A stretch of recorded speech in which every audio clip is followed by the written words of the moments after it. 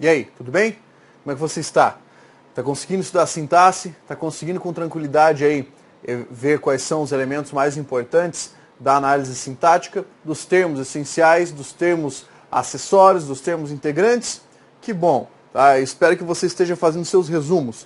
A cada categoria que você estiver estudando, eu sugiro que você pegue uma folha, faça um resumo e comece a guardar ali um tipo de fichário de resumos para você depois papirar só o resumo.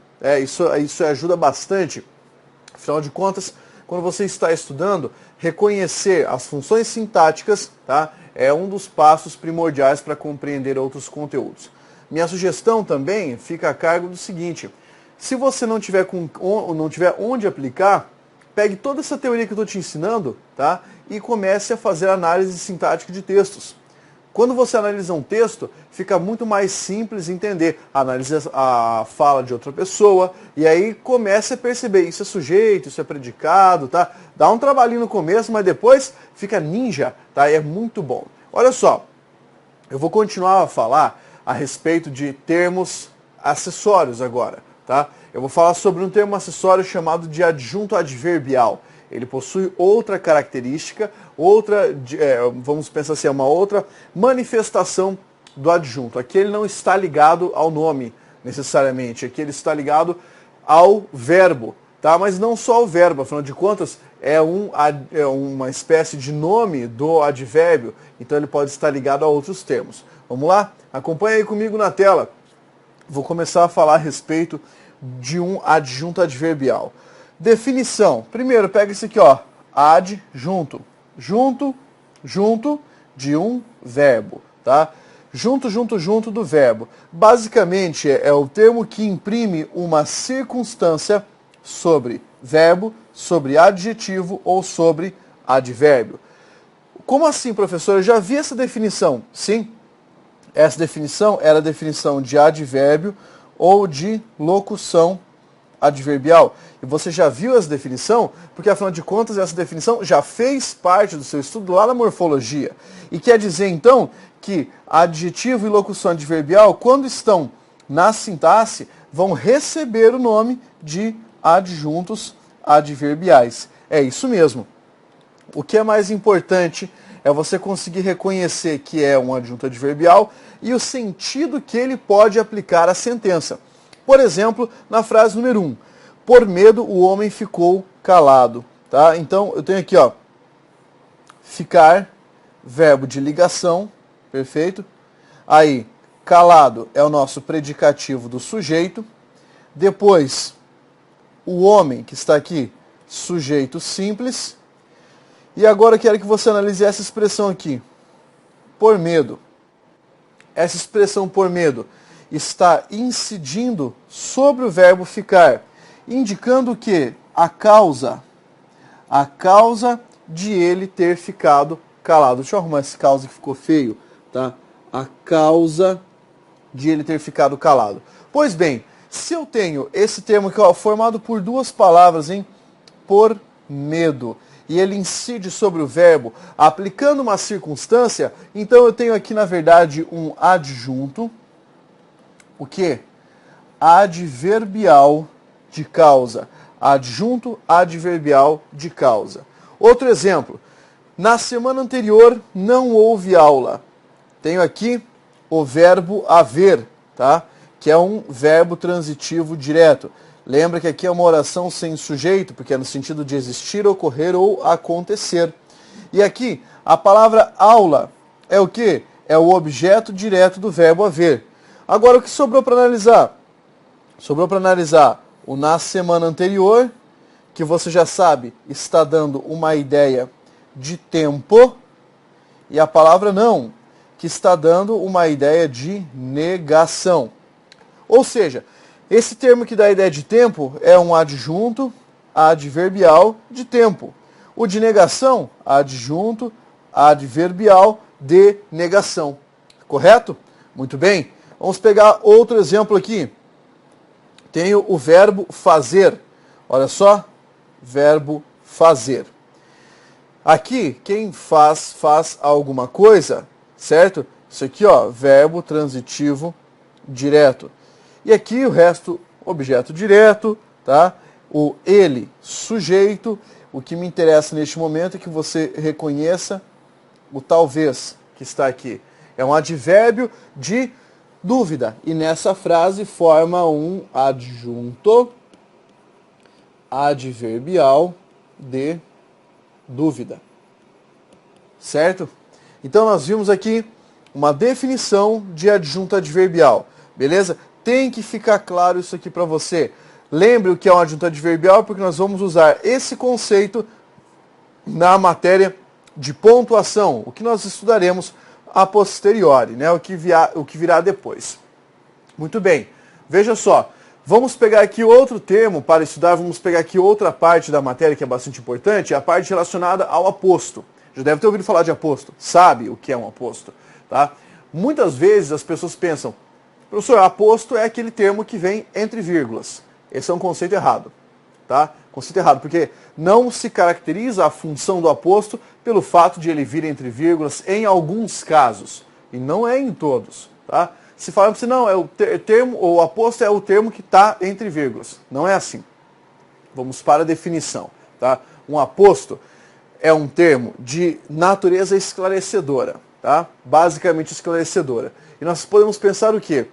Que ele serve para explicar, especificar, ele serve para resumir, ele serve para enumerar ou distribuir um referente, com o qual ele possui uma coisa chamada de identificação semântica. O que é isso, identificação semântica?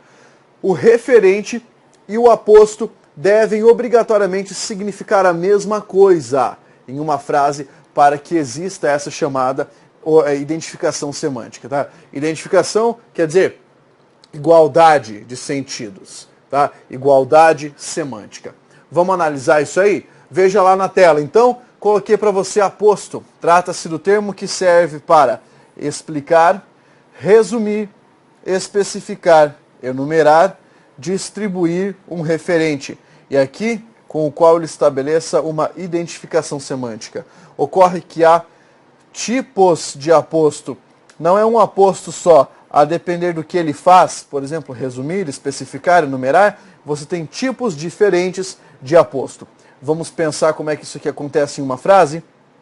Veja bem, o primeiro tipo é chamado de aposto explicativo. Uma característica do aposto explicativo é que ele aparece o quê? Isolado nas sentenças, tá? O aposto explicativo aparece isolado em uma sentença. Vejamos o exemplo. Graciliano Ramos, o autor de Vidas Secas, era nordestino. Muito bem. Eu tenho aqui o verbo ser, tá? Verbo de ligação. Aí eu tenho esse termo que está aqui, nordestino, que é o nosso predicativo do sujeito. Aí eu tenho Graciliano Ramos. Nesse caso aqui é o nosso sujeito. E temos esse termo que é o autor de Vidas Secas. Tá? Segura esse termo aí. Esse termo, o autor de Vidas Secas, está fazendo o quê? De alguma maneira, ele está ajudando a explicar quem é esse cara. Quem é esse referente, certo? Quem é esse autor de Vidas Secas? Ele surge, portanto, para explicar o referente. E aí, se você pensar comigo, quem é o Graciliano Ramos? Não estou falando de função sintática, agora é o sentido. Graciliano Ramos é o autor de Vidas Secas. Quem é o autor de Vidas Secas? É o Graciliano Ramos. Esse é o procedimento de identificação semântica que eu te falei. Então, ó, o autor de Vidas Secas, esse termo aqui, funciona como um aposto de que tipo? Um aposto explicativo. Aposto explicativo do referente. Agora, coisas importantes para você saber. Você está vendo que tem uma vírgula aqui e uma vírgula aqui? Muito bem. Como você percebeu que essas vírgulas existem aqui, elas são de emprego obrigatório. Por quê? Lembra que eu falei que o aposto explicativo vem isolado? Ele pode vir isolado por vírgulas, pode vir isolado por travessões e também pode vir isolado por parênteses. Tá? Então, se a banca pedir para você, é possível trocar as vírgulas por travessões sem prejudicar o sentido e a correção da sentença? Neste caso, sim, sem problemas. Vamos levar em consideração mais algumas coisas aqui. Suponha que a banca diga para você o seguinte: o termo, o autor de Vidas Secas, é um termo de natureza explicativa, certo? Se disser para você, é um trecho de natureza explicativa, certo? Se disser para você que é uma sentença, tá? Pegar isso aqui, uma sentença de natureza explicativa, ainda está certo. O que é que a banca não pode afirmar para você? Se ela disser, o termo, o autor de Vidas Secas, é uma oração, se disser que é uma oração explicativa, aí está errado. Por quê? Porque para ser oração deve haver verbo. Ah, professor, mas está aqui? Não, criatura. Para ser uma oração explicativa deveria haver verbo nesses limites aqui do aposto. E atenção, se fosse, tá, se houvesse o verbo ali nos limites do aposto, não seria uma oração explicativa, seria uma oração apositiva, certo? Que são coisas diferentes na nomenclatura, pelo menos. Então esse primeiro tipo de aposto, vimos aqui, maravilha, não vá confundir. Pode ser que a banca peça também para você fazer o seguinte, olha lá, peça para você retirar vírgulas. Tá? Ela fala assim, a vírgula no segmento tal é facultativa, então retirar a vírgula após a palavra ramos não prejudicaria a correção gramatical. Tirar essa vírgula aqui, ó. O que acontece se eu tirar essa vírgula? Vai sobrar essa, não vai? Pois é, vai sobrar essa vírgula e vai ficar uma vírgula entre o sujeito e o verbo, o que é um erro do ponto de vista gramatical. Não pode deixar essa vírgula sozinha. Ou você deixa os dois elementos isolando, ou você vai ter problemas para o aposto explicativo. Segundo tipo, aposto resumitivo. Ele serve para quê? Lógico, para resumir alguma coisa, tá, que se vai falar. Veja, ele leu afo, economia, sintaxe, gramática. O necessário. Então, ó, eu tenho aqui o verbo ler, tá? Verbo ler, verbo transitivo direto. Tenho aqui a palavra ele, sujeito. E o objeto direto é esse termo aqui, ó. Afo, economia, sintaxe, gramática. Eu coloquei um ponto e vírgula aqui para mostrar que agora vem outro elemento. Esse termo, o necessário. Esse termo, o necessário, está fazendo o quê? Está resumindo o termo antecedente. Está resumindo esse objeto direto. Então, essa expressão, esse termo aqui, ó, o necessário, vai ser chamado, vai servir como um aposto de que tipo? Um aposto resumitivo. Também pode ser chamado de recapitulativo. Recapitulativo. Beleza? Também pode ter esse nome, resumitivo ou recapitulativo. É mais comum que o resumitivo apareça como um pronome indefinido. Por exemplo, ele leu afo, economia, sintaxe, gramática, tudo. Tá? Esse tudo funcionaria como um aposto resumitivo. Mas aí que fique claro para você que esse termo é o aposto, tá? É um aposto. Nem sempre a banca pede para você identificar o tipo de aposto. Ela pede só para você reconhecer o quê? O nome, tá? Ah, o termo tal tem função apositiva. Beleza, acertou.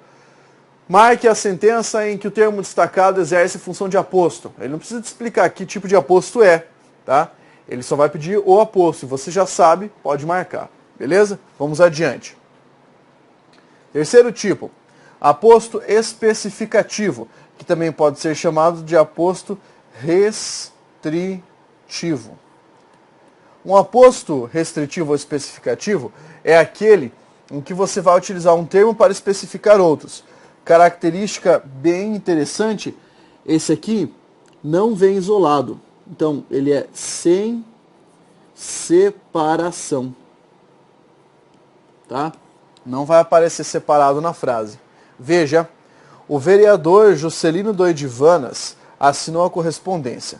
Bem, quem assinou a correspondência? Qual é o sujeito do verbo assinar? Tá lá, é o vereador Juscelino Doidivanas, esse termo inteiro aqui. Agora, qual seria o núcleo desse sujeito? O núcleo desse sujeito é o substantivo vereador. Tá? Por quê? Porque esse substantivo vereador que aparece aqui, ele vai estar, ele está determinado pelo artigo aqui, e ele é o primeiro termo de natureza nominal que aparece. Agora, olha esse Juscelino Doidivanas. Esse termo aqui não é o nome do vereador? É. Eu não estou usando esse termo para especificar o antecedente? Estou. O Juscelino Doidivanas não é o vereador? É. E quem que é o vereador? É o Juscelino Doidivanas. Ou seja, tem identificação semântica. Rolou identificação semântica e você conseguiu perceber que não está separado, você chama esse termo Juscelino Doidivanas de aposto o quê? Especificativo. Ah, professor. Tá, mas professor, deixa eu te fazer uma pergunta. Daria para colocar o termo Juscelino Doidivanas entre vírgulas? Então é o seguinte. Se você puser entre vírgulas, vereador Juscelino Doidivanas, percebeu? Se você puser, ele deixa de ser especificativo e passa a ser explicativo. Ele muda de classificação. Ainda é um aposto, mas muda de classificação. Beleza? Então tá tranquilo aqui. Vamos pegar o próximo tipo. Aposto enumerativo. É aquele que serve para fazer uma enumeração. A característica é que no referente deve aparecer um numeral. Tá? Deve aparecer um numeral no referente. Veja, há dois problemas para a produção de alimentos. O da seca e o das chuvas. Muito bem. Aqui eu tenho dois problemas para a produção de alimentos. Esse é o referente. Olha no referente aqui, um numeral. Agora, na hora de abrir o aposto, o que é que nós fazemos? Eu tenho que ter no aposto exatamente a mesma quantidade de termos que eu coloquei na numeração do referente. Então, ó, o da seca é uma parte, né? E o das chuvas é a outra parte. Esse termo aqui, o da seca e o das chuvas, é chamado de aposto enumerativo. Certo? Aposto enumerativo, aposto que serve para enumerar alguma coisa. Que fique claro esse sentido aqui, ó, da enumeração. Tranquilidade? Algo simples de fazer, né? Algo simples de resolver, não há problemas com relação a isso. Muito bem, vamos adiante agora. Próximo tipo de aposto é chamado de aposto distributivo. Distributivo por quê? Porque você vai ter um referente que deverá ser distribuído na sentença. Por exemplo, os comunicados vieram separadamente. O meu referente aqui, ó, é comunicados. O do concurso primeiro, o do processo depois. Tá bom, professor, mas olha só. Então, e o resto da análise?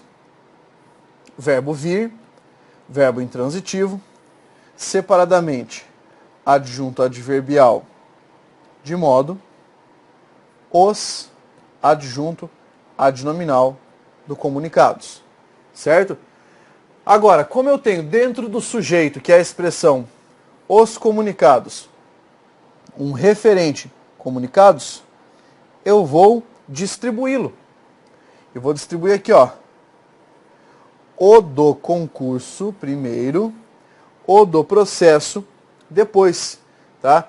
Então aqui, se perceba que eu tenho uma pontuação abundante. Só vamos colocar aqui antes que isso aqui é um aposto. Esse termo todo que eu marquei é um aposto distributivo, tá? Agora, pensa comigo. eu tenho uma pontuação abundante, uma vírgula aqui, ponto e vírgula aqui e uma vírgula aqui. Bem, para que servem esses sinais? Essa primeira vírgula e essa terceira vírgula tem a mesma função, que é esconder o verbo. Em vez de falar o comunicado do concurso veio primeiro, o comunicado do processo veio depois, eu escondo, tá? Eu escondo esse verbo. Essa vírgula tem a função de fazer uma elipse verbal. Ela tem um nome específico, né? O nome dessa vírgula aqui, só para você saber, é vírgula vicária. Tá? Você vai ver isso depois. E esse ponto e vírgula serve para dividir uma frase que já está dividida por vírgulas. Quando você já tem muitas vírgulas numa sentença, com uma função determinada, você emprega o ponto e vírgula para criar outra separação. E agora o aposto oracional. Lembra, oracional é tudo que tem o quê? É tudo que tem verbo. Então o que é que vai rolar nesse aposto? Vai rolar um verbo. Que tal pegar essa frase aqui, ó? Solicitei esta alteração, que ela não fosse a primeira da lista. Muito bem, então nós temos aqui, ó, a expressão que ela não fosse a primeira da lista. Esse termo, essa frase, que ela não fosse a primeira da lista, não significa a mesma coisa que a alteração que eu solicitei? Significa, tá? Então, como tem esse sentido, que você tem que saber, essa oração inteira equivale ao sentido da palavra alteração. É aquele lance da identificação semântica que eu tinha falado, tá? Pronto. Agora o que você faz? Vem aqui, marca a palavra que. Palavra que, conjunção subordinativa integrante. Tem verbo, professor? Tem. Aqui, ó, verbo ser. Então, nós temos uma oração subordinada substantiva que funciona como um aposto, tá? Chamada de apositiva. Apositiva. Ou, se você preferir, aposto oracional, tá? Também pode ser com esse nome aqui, ó, aposto oracional. Da frase que começa com a palavra que para frente. Beleza? Esses aí foram os tipos de aposto que nós podemos ter numa sentença. Nossa, professor, essa parte aí foi tensa. Não que essa parte seja tensa ou difícil ou complicada ou qualquer coisa assim. Essa parte, na verdade, exige que você saiba o que é um aposto, que é identificar o sentido e daí só pegar os tipos diferentes. Na verdade é bem fácil, só que tem aquele detalhezinho. Então, um não pode ser separado, outro deve ser separado, outro vai aparecer junto com o verbo, outro não vai poder ter verbo, tá? E desse modo nós vamos pegando as características particulares de cada função. Quase acabando, cara. Quase acabando a sintaxe do período simples, tá? Vou te mostrar agora os dois últimos termos da sintaxe do período simples. Nós temos ainda o vocativo e o predicativo do objeto, tá? São dois termos ainda os mais fáceis de entender. Acompanha comigo aí.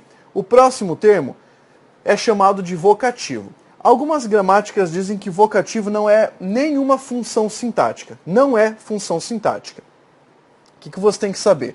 O vocativo é uma interpelação que indica com quem se fala. Também isso aqui pode aparecer numa gramática com esse nome aqui, ó. É um chamamento. Beleza? Chamamento.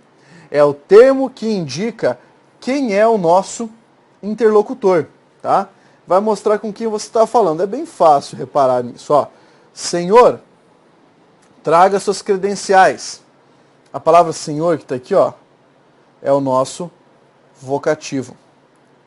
Preste atenção, menina. Menina, aqui, é o vocativo. Indica com quem eu estou falando. Uma das coisas mais importantes que você tem que saber sobre o vocativo é que o vocativo sempre virá separado do resto da sentença. Em 90% dos casos, com uma vírgula. Tá? Você pode ter também a separação com um travessão e de vez em quando com um ponto de exclamação. Mas o mais comum é que você tenha uma vírgula fazendo a separação do vocativo e do resto da sentença. Fácil esse aqui, né? Ó, vocativo não é sempre nome de pessoa. Eu posso ter aqui João, saia, e daí é um exemplo. Mas vocativo é esse termo que indica com quem você fala. Muito bem. Vamos agora finalizar a sintaxe do período simples com o último termo, que é chamado de predicativo do objeto. Bem, por predicativo, você já sabe o que é, né? Predicativo é um tipo de qualidade ou qualificação, certo? Agora, um predicativo do objeto. O objeto, lembra que é o complemento verbal. Qual a melhor definição de predicativo do objeto? Trata-se de característica ou qualidade do objeto que foi atribuída a ele pelo sujeito da sentença. Por exemplo, a frase, o povo achou a atitude incorreta. Vamos analisar? Veja só. O verbo achar, verbo transitivo direto. Quem achou a atitude incorreta? Coloque ele no seu material. O povo. Então, esse termo, o povo, é o sujeito. O que foi que o povo achou, uma vez que esse verbo é o verbo transitivo direto? A atitude incorreta. Esse termo, a atitude, é o nosso objeto indireto. Agora, o cuidado que você tem que ter é perceber, talvez o único caso em que você vai ter que se preocupar com o sentido. A palavra incorreta é um termo que está qualificando a palavra atitude. Mas quem foi que considerou a atitude como incorreta? O povo. Então, a característica incorreta saiu do povo, do sujeito, e foi para o objeto. Tá? Objeto direto aqui, né? Objeto direto, complemento do verbo transitivo direto. Então, ó, o povo achou a atitude incorreta. Esse incorreta você vai classificar como o quê? Como predicativo do objeto. Tá? Predicativo do objeto. Muito bem? Que tranquilo. O segredo está no sentido do verbo. O verbo aqui é dar uma opinião, considerar alguma coisa. Olha o último exemplo. O juiz considerou o réu culpado. Considerar está aqui, é o verbo, tá? Quem considera alguma coisa. Esse é um verbo transitivo direto. Daí nós temos lá na frente o réu. O réu é o objeto direto.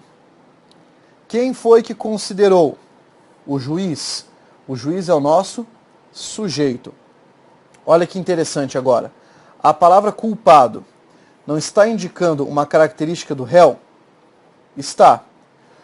Quem deu essa característica para ele? O juiz. O juiz, que é o sujeito, colocou essa característica no réu. Então aqui nós temos um termo chamado de predicativo do objeto. Beleza? O último termo da análise sintática do período simples que você precisaria conhecer. Fácil, tranquilo, simples, né? Então aqui nós finalizamos a primeira parte da sintaxe. Pode comemorar, vitória, o sabor da vitória maravilhoso. Nós finalizamos a primeira parte da sintaxe. E os conteúdos que nós estudamos até agora servirão de base para a análise sintática do período composto, certo? Então agora o lance é respirar fundo, tá? Preparar as energias, porque o que vem adiante é como se fosse essa sintaxe, só que vezes 2. Nossa, professor, por quê? Porque você vai analisar agora mais de um verbo dentro da mesma sentença. Perfeito? Então aí, ó, concentração, continue estudando, força guerreiro!